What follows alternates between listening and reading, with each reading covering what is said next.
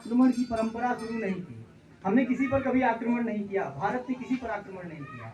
जब भी किसी ने आक्रमण किया तो उल्टे हमारे ऊपर किया, और हमने इसलिए आक्रमण नहीं किया क्योंकि हमें किसी चीज की कमी नहीं थी जिसके तलाश में हम अपनी भारत भूमि से किसी जगह पर पलायन करें। जिन्हें आवश्यकता थी वो हमारे यहाँ आए। इन्हीं कुछ देशों में, इन्हीं कुछ प्रखंडों में, इन्हीं कुछ क्षेत्रों में हमारा श्रावस्ती भी शामिल है। जब हम श्रावस्ती के इतिहास को पढ़ने की कोशिश करेंगे तो श्रावस्ती जो शब्द है उसका उद्भव और विकास कैसे हुआ है ये जान लेना बड़ा महत्वपूर्ण है, क्योंकि उसके लिए ये प्रतिभा संरक्षण इकाई काम कर रही है श्रावस्ती के विकास के लिए। कम से कम वो तो पूरे तराई के विकास के लिए काम कर रही है। इधर आदर्श जी भी बैठे हुए हैं, ये लोग बहराइच में वही काम कर रहे हैं। तो लेकिन मैं श्रावस्ती की बात करता हूँ। श्रावस्ती जो शब्द है वो मूल रूप से जो एक अभ्रंश शब्द है श्रावस्थी से मिलकर के बना है, और श्रावस्थी का जो शब्द है वो क्यों इस अस्तित्व में आया था, उसका मतलब ही था सब इत्थी, मतलब जहां पर सब कुछ हो, जहां पर सब कुछ हो, सब इत्थी, सब कुछ यहीं पर हो। वहीं पर बुद्ध अपना जो है चौमासा बिताने के लिए इसलिए उस काल में भी आते हैं, और हम जानते हैं कि महाजनपद काल में भी श्रावस्ती का गौरवगान गाया गया है। एक और उल्लेख है कि श्रावस्त थे जो महाराज राम के वंशजों में शामिल थे। श्रावस्त किनके पुत्र थे ये तो मुझे सही सही ज्ञान नहीं है, लेकिन श्रावस्त उनके वंशजों में थे, और श्रावस्त ने अपनी राजधानी बनाया था श्रावस्ती को, तब से ये श्रावस्ती के नाम से विख्यात हुआ। इससे पहले कोसल और ये तमाम नामों से जाना गया। उस श्रावस्ती में एक नई अलग जगाने वाला आदमी अपना श्रवण कुमार सायक, और इसके साथ ही पूरी की पूरी टीम, इसमें जयपाल वर्मा जी हैं, सर्वजीत जी हैं और बहुत सारे लोग हैं, उनका नाम मुझे याद नहीं है, लेकिन वो लोग बहुत महत्वपूर्ण काम कर रहे हैं। छोटी छोटी प्रतिभाओं से जाकर के मिलते हैं, उनका उत्साहवर्धन करते हैं, और एक छोर से दूसरे छोर तक लगातार यात्राएं करते रहते हैं, जो एक बहुत सकारात्मक चीज है। इसके लिए मैं चाहता हूं कि आप इस बच्चे के लिए एक बार ताली बजाइए। फिर मैंने बच्चा शब्द इस्तेमाल किया है, माफ कीजिएगा, मेरे जूनियर से मेरे छोटे भाई है इसलिए मैं ये इस्तेमाल कर रहा हूँ। आप मनुष्य हो सकते हैं, मनुष्य होने की मनुष्य होने का जो मानक है वो क्या है, ये मैं दो शब्दों में बोलूंगा। हमारे एक बड़े कवि हैं अनुराग अनंत, मैं उन्हें सुनता रहता हूँ, उन्हीं के शब्दों में मैं बोलता हूँ कि क्या होना है मनुष्य। मनुष्य आप कैसे बन सकते हैं कि निज हित को पोषित करके तो पशु पक्षी भी जी लेते हैं, निज हित को पोषित करके तो पशु पक्षी भी जी लेते हैं, अभिजातों की जूठन ठूठन खा पी कर रह लेते हैं, पर बड़ा कठिन है मानव बनना, पर बड़ा कठिन है मानव बनना, बिरले ही मानव बन पाते हैं, मानव तो वह कहलाते हैं जो परहित में प्राण लुटाते हैं। ये नहीं कि आपने टोपी पहन लिया, पैंट पहन लिया, शर्ट पहन लिया, जैकेट पहन लिया और चले आए कि हम मानव होंगे, ऐसे नहीं चलेगा। यदि मनुष्य हो तो मनुष्य होने का प्रमाण दो, मनुष्यता के पक्ष में ही मनुष्य तुम प्राण दो। तो ये काम जो आपको करना पड़ेगा, समाज का जो बर्डन है वो आपको लेकर के चलना पड़ेगा, ये बड़ा जरूरी है। वो ये आदमी कर रहा है, इसलिए मैं इसे बारम्बार प्रणाम करता हूँ, छोटा होने के बाद भी, क्योंकि इस तरह का महत्वपूर्ण काम कर रहे हैं। दूसरी बात, भारतीय एकता पर मैं आता हूँ, और मैं धर्म की बात को आगे बढ़ाऊंगा, और ये चाहता हूँ कि 5-7 मिनट आप हमें सुन लेंगे, अगर आपको कोई गुरेज ना हो, और जहाँ लगे कि मैं खराब बोल रहा हूँ आप टोक सकते हैं, ये अधिकार मैं आपको देता हूँ, क्योंकि मैं छोटा हूँ, ये बात मैंने पहले बता दिया। धर्म से ही बात हम प्रारंभ करते हैं। मैंने शंकर का उल्लेख किया था कि जब उन्हें लगा कि ये भारत भूमि कैसे ना कैसे टूट रही है, तो उन्होंने इस देश के लोगों को एक संस्कृति में बांधने का प्रयत्न प्रारंभ किया, और आप ये जानते हैं कि उन्होंने चारों धामों की स्थापना की थी। सब शंकर जी की उपासना के लिए बने हैं, कहीं जो है विष्णु की उपासना के लिए बने हैं, तो उन्होंने उसकी स्थापना की, और वो भारत के उत्तर पश्चिम दक्षिण उत्तर सभी छोर को एक साथ जोड़ने की कोशिश करते हैं। कौन से छोर को? जिसका विष्णु पुराण में उल्लेख मिलता है, उत्तरम यत् समुद्रस्य हिमाद्रेश्यो दक्षिणम वर्षम तद भारत नाम भारतीय संतति, यानी हिमालय के उत्तर में, सॉरी समुद्र के उत्तर में और हिमालय के दक्षिण में जो पूरी की पूरी भूमि पाई जाती है वही भारतवर्ष है, और उसमें जो जो लोग रहते हैं वो सब भारत की संततियां हैं, और वही सब भारतीय हैं। ये व्याख्या आपको विष्णु पुराण में मिलती है। नहीं, तब से आप ये संकल्पना निर्धारित कर चुके हैं कि हमने एक भारत भूभाग की व्याख्या कर ली है, और यही हमारा जो है वो भारत है। इसमें जितने भी जन्म ले रहे हैं वो सब यहाँ की संतानें हैं। उसे एकत्र करने का काम उन्होंने अपने समय में किया, जब उन्हें लगा कि किसी न किसी तरीके से विखंडन हो रहा है। भारतीय एकता का एक वो प्रयत्न था। तीसरी चीज जिस ओर मैं आगे बढ़ूंगा वो ये है, धर्म का क्या क्या जो है योगदान रहता है कि आप भारतीयता को बांधे रहें, एकता को बनाए रखें। महत्वपूर्ण चीज ये है कि जब कभी हमने अभी एक उल्लेख उठाया था कि अभी कुछ लोग बुद्ध को जब याद करते हैं, एक आभा में बुद्ध का चित्र बनाते हैं, तो उन्होंने क्या किया कि उन्होंने भारतीय संस्कृति के कुछ आयामों की आलोचना प्रारंभ कर दी। उन्हें लगा कि यदि हम हिंदू देवी देवताओं का अपमान करें, जो हिंदू धर्म है उसकी आलोचना करें, तो हम बुद्ध को श्रेष्ठतम ढंग से स्थापित कर सकते हैं। मुझे लगता है कि समाज में आपको ऐसे तत्व जरूर मिलते होंगे। उनके लिए एक संदेश देते हुए मैं यहाँ से निकलूंगा।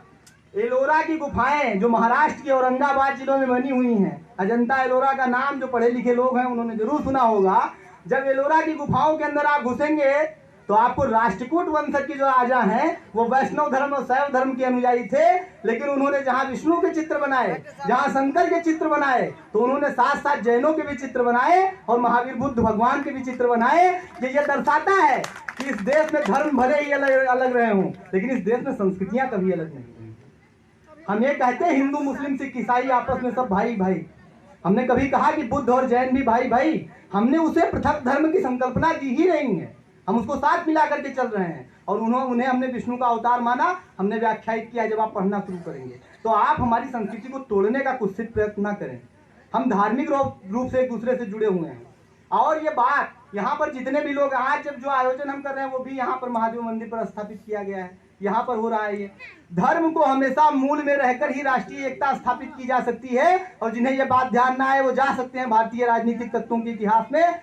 जब इस देश में लगा कि विखंडनवाद की बयार बह रही है तो एक बार फिर धर्म का सहारा लेकर के बाल गंगाधर तिलक आप याद कर लीजिए, उन्होंने गणेश उत्सव का प्रचलन कराया था सर 1893 में। उनसे विवेकानंद कह के गए कि मैं सांस्कृतिक राष्ट्रवाद, आध्यात्मिक राष्ट्रवाद को आगे बढ़ाने की कोशिश करूंगा, मैं मंचों से बढ़ाऊंगा और आपको भूमि पर इसे लाना होगा। और उन्होंने वो काम किया, गणेश उत्सव प्रारंभ करवाया जिसमें बहुत सारे लोग उनके साथ जुड़े। ये सब लोगों को पता होगा। ये राष्ट्रीय एकता का जो भाव है उसे हमें अपने अंदर धारित करने की जरूरत होगी। कैसे? आओ मिले सब देश बांधो हार बनकर देश के, साधक बने सब प्रेम से सुख शांति में संदेश के, क्या सांप्रदायिक भेद से है ऐट मिट सकता हो, बनती नहीं क्या एक माला विविध सुमनों से कहो। कितने फूल हैं इसमें, सबको इकट्ठा करके आपने एक माला बनाई है, जरा बिखेर करके देखिए इसका क्या होगा, खत्म हो जाएगा सब। तो संसार में एकता से ही सब कुछ चला और भारतीय संस्कृति हमेशा उस चीज को लेकर के आगे बढ़ी है। सांस्कृतिक तौर पर सौहार्दपूर्ण जो विचारधारा है उसे उन्होंने आगे बढ़ाया है। मैं 3-4 और लोगों का उल्लेख करके यहाँ पर बैठूंगा। देखिए, मैं व्यवहारिक तौर पर उस तरह का वक्ता नहीं हूँ। मैं जो एकेडमिक में मैंने पढ़ा है उन्हीं चीज़ों का खाका मैं खींचूंगा। जब अंग्रेज भारत में आते हैं, मंच पर मैं हूँ और हमारे सामने अतीश कैराती जी आ रहे हैं, मैं उनका स्वागत कर रहा हूँ। आप सब ताली बजा रहे हैं।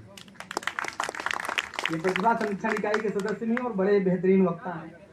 एक और नाम जो मैं याद करना चाहूंगा सुरेंद्र नाथ बनर्जी का।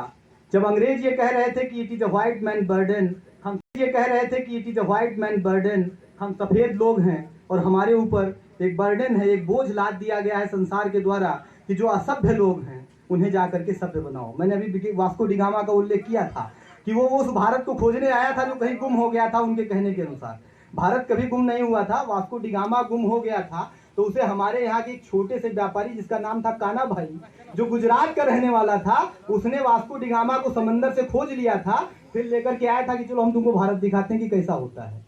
और उसमें हुआ क्या, जो बेईमान थे यहाँ के इतिहासकार उन्होंने लिखा कि वास्को डी गामा ने भारत की खोज की थी, जबकि काना भाई ने वास्को डी गामा की खोज की थी। ये वास्को डी गामा ने अपनी डायरी में लिखा है, ये अपनी डायरी में वास्को डी गामा ने लिखा है। वो बेईमान नहीं था, उसने उल्लेख कर दिया कि काना भाई ने हमें खोजा। और काना भाई का जो जहाज था वो मुझसे बहुत संपन्न था, इतना उन्नत और संपन्न था कि उसमें 3 मंजिला इमारतें बनी हुई थी जहाज में। और उसको सिर्फ 40 नाविक, हमारे को 40 नाविक खे रहे थे, उसमें 16 नाविक इस प्रकार की तकनीकी कि उसे वो खे के ले जा रहे थे। वो मुझसे उन्नत था, उसने मुझे खोज निकाला, वो भारत ले आया मुझे। उसने भारत को खोजा था? नहीं खोजा था, उसको काना भाई ने खोजा था, जो भारतीय व्यापारी था। तो आप ये जान लीजिए कि तमाम प्रकार से, वो चाहे इकोनॉमी हो, चाहे वो संस्कृति हो, चाहे वो धर्म हो, हर प्रकार से आप उन्नत स्थिति में थे। और एक और उदाहरण, जेम्स मैडिसन, अगर मैं सही हूं, मुझे हो सकता है कि नाम में थोड़ा सा प्रॉब्लम हो, लेकिन मैडिसन है, ये बात कंफर्म है। मैडिसन को आदेशित किया गया था, वो अमेरिका का इकोनॉमिस्ट था और इतिहासकार भी था। उसे आदेशित किया गया कि आप भारत का इतिहास लिखो और आर्थिक इतिहास लिखो। तो उसने लिखना शुरू किया और उसने इतिहास में ये लिखा कि भारत, जब वो बात कर रहा है तब बात कर रहा है 0 से लेकर 1400 साल तक की स्थिति उसने लिखी थी। और जो 2000 के बाद का भारत है, जहां पर आप आते हैं, सॉरी, जो क्राइस्ट के बाद का भारत है, वहां पर आने के बाद तक वो व्याख्या करता है कि 1400 साल तक अगर आप चले आइए, वहां से आगे पीछे तो 3000 साल पहले तक क्या गौरवगान रहा है वो छोड़ दो। वो कह रहा है कि 0 से लेकर के 1400 साल तक, यानी जहां 0 पर आप स्टार्ट हुए, जब आपके यहाँ क्राइस्ट ने जन्म लिया, उससे लेकर 1400 साल तक सकल घरेलू उत्पाद जो वैश्विक था उसका 66% भारत कंट्रीब्यूट करता था, यानी कितना हो गया, ये 2/3 हो गया। और आप ये कह रहे हो कि हम भारत को खोज रहे हैं, आप ये कह रहे हो कि हमारी आर्थिक संस्कृति और ये सब दिक्कत में है। नो, इस पे बहुत सारी चीजें लिखी गई हैं। जब हम विद्यार्थी के तौर पर अध्ययन करना शुरू करें तो मैं आपको बताता हूं कि आप सुरेंद्र नाथ बनर्जी की लिखी किताब India is nation in making जरूर पढ़िएगा, जिसमें वो कहते हैं, अंग्रेजों से उन्होंने कहा था, we bear the intellectual precepts of mankind, हम मानवता के सैसों काल की अंगड़ाइयां हैं। जब तुम्हारे पूर्वज पत्ता पहनकर भी घूमा करते थे, जब वो लोग खाल पहनते थे जानवरों की, तब हमारे यहाँ ऋषि मुनियों ने जो वेद और पुराणों की रचना कर दी थी ना, उसका भी सही से तुम ट्रांसलेशन नहीं कर पा रहे हो और बता रहे हो कि हमारे ऊपर व्हाइट मैन बर्डन।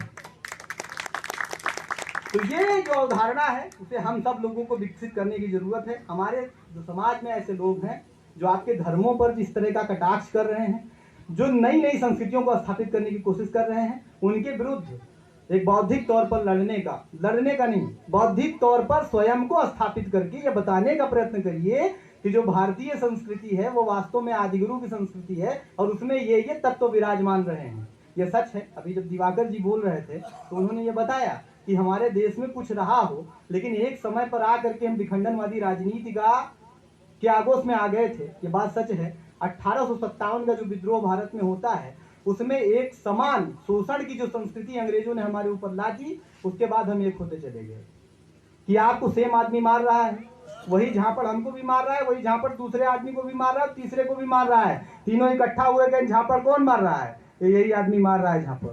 तो हमें क्या करना है, और तीनों को मिल करके इस आदमी के खिलाफ लड़ना है, नहीं तो सबको झापड़ मार मार के गिरा देगा। तो अंग्रेजों के खिलाफ वो सांस्कृतिक एकता भारत में बनना शुरू हुई, राजनीतिक एकता बनना शुरू हुई 1857 की क्रांति के बाद, और हम सब इकट्ठा होते चले गए। हालांकि कुछ ऐसी खामियां रही 1857 में जो हम उस विजिट जो है क्रांति की ओर बढ़ नहीं सके, क्रांति असफल हो गई। लेकिन उसके बाद आप जानते हैं मुंडा विद्रोह, मोपला विद्रोह, नील विद्रोह और तमाम प्रकार के चंपारण सत्याग्रह हो या अलग अलग जो है बारदोली सत्याग्रह हो, सब एक साथ मिल करके इकट्ठा होते। 1947 में अंततः भारत आजाद होता है। तो वो सब जो है वो एक संस्कृति हमने स्थापित करने की कोशिश की। इसमें संदेह नहीं है कि हमारा जो देश था वो तमाम रियासतों में बटा था, लेकिन वो देश बटा नहीं था, बांटा गया था। जब हम ये कहेंगे कि वो बटा था तो इसका मतलब हम ये कहना चाहते हैं कि जो सावरकर की किताब है कि वो लिखते हैं कि 1857 का विद्रोह कोई राजाओं की क्रांति नहीं थी, बल्कि 1857 का विद्रोह एक राष्ट्रीय आंदोलन था जो अगर चरम पकड़ लेता तो भारत उसी समय आजाद हो जाता। तो जब हम ये कह देंगे कि हमारा देश विखंडित था तो हम सावरकर को डिनाई कर देते हैं। सावरकर जैसा विद्वान इस देश में राष्ट्रवाद की दृष्टि कोई पैदा नहीं हुआ, और उन्होंने ये कहा है कि 1857 की जो क्रांति थी वो कोई राजाओं की क्रांति नहीं थी, वो राष्ट्रीय आंदोलन था जो अगर थोड़ा और आग पकड़ लिया होता तो हम उसी समय आजाद हो गए होते। तो हम ये मान लें कि हमें विखंडित किया गया, हम विखंडित थे नहीं।